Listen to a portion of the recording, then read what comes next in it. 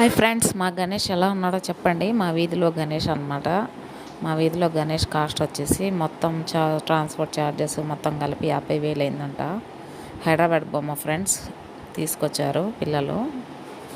అయితే లోకల్ బొమ్మ కొనలేదని అందరూ తిడుతున్నారు. ఎందుకు అంత ఖర్చు పెట్టి తీసుకొని రావడము. ఇక్కడ పాపం చేసేవాళ్ళు చాలామంది తయారీదారులు ఉన్నారు కదా, వాళ్ళకి సేల్ అయ్యి వాళ్ళకి డబ్బులు వచ్చేవి కదా అని అందరూ తిట్టారనమాట. ఈసారి బొమ్మని అంటే బొమ్మ హైదరాబాద్ నుంచి ఎందుకు తేవడం, స్వామిని ఇక్కడే కొనకూడదా అని అన్నారనమాట. మొత్తానికి అంతా అయిపోయింది. స్వామివారి నిమజ్జనోత్సవం అన్నమాట. స్వామివారికి ముసుగు తీస్తున్నారు. స్టేజీ నుంచి స్వామిని ట్రక్ ఎక్కిచ్చేసారనమాట. స్వామికి దిష్టి తీసేసి స్వామి ముసుగు తొలగిచ్చేసారు. మా వినాయకుడు ఎలా ఉన్నాడో చూసి చెప్పండి. మొత్తానికి స్వామిని ముందు పెట్టేసి లడ్డు వేలం పాట కూడా వేసేసారనమాట. లడ్డు వేలం పాట వచ్చి అక్షరాల 47,000 పోయింది ఫ్రెండ్స్. వేరే వాళ్ళు శ్రీకాకుళం వాళ్ళు పాడారన్నమాట. మా ఏరియాలో ఎక్కువ శ్రీకాకుళం వాళ్ళు ఉంటారనమాట. జిల్లా వాళ్ళు పాడారు. ఈసారి వాళ్ళు కైవసం చేసుకున్నారు స్వామివారి లడ్డుని. ఇప్పుడైతే ప్రతి శుభకార్యం జరుగుతుంది ఫ్రెండ్స్. వాళ్ళ ఇంట్లో శుభకార్యం ఉందంట, అందువల్ల పాడారన్నమాట. మా వాడిని స్వామివారి లడ్డును కూడా తాకిచ్చేసేసాను. మొత్తానికి స్వామివారి ఉత్సవం ఇలా జరుగుతుందన్నమాట. డీజే పెట్టి డాన్సులు వేసుకుంటూ ఉన్నారన్నమాట. లడ్డు వేలం పాట అయినాక డాన్సులు అన్నమాట.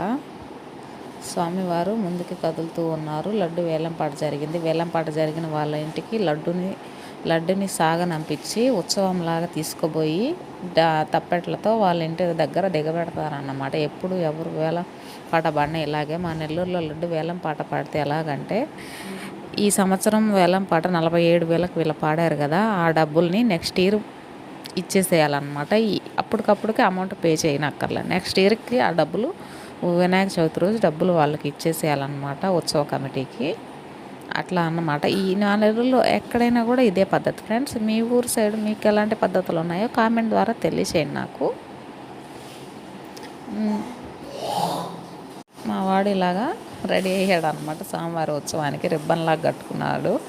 ఎలా ఉన్నాడో కామెంట్ ద్వారా తెలియచేయండి. నేనైతే చూసి మురిసిపోతూ ఉన్నా. చూడండి, లడ్డు వేలం పాట అన్నమాట ఇది. పిల్లలు వేలంపాట అయినాక డీజే ద్వారా పిల్లలు ఆలజాలంగా డాన్సులు వేసుకుంటూ ఉన్నారు. పుష్ప సాంగ్స్కి, ఏవో ప్రభాస్ పాటలకి డాన్సులు అన్నమాట ఎగురుతూ ఉన్నారు. మా ఉత్సవం అయితే ఇలా జరిగింది. మీకు ఎలా జరిగిందో కామెంట్ ద్వారా నాకు తెలియచేయండి. మా వీధిలో వినాయకుడు ఎలా ఉన్నాడో కామెంట్ ద్వారా తెలియచేయండి. మీ వీధిలో వినాయకుడు ఎంత కష్టపడ్డాడో నాకు కామెంట్ ద్వారా తెలియచేయండి. Please subscribe. బాయ్. క్లీమ్ కారా ఛానల్ సబ్స్క్రైబ్.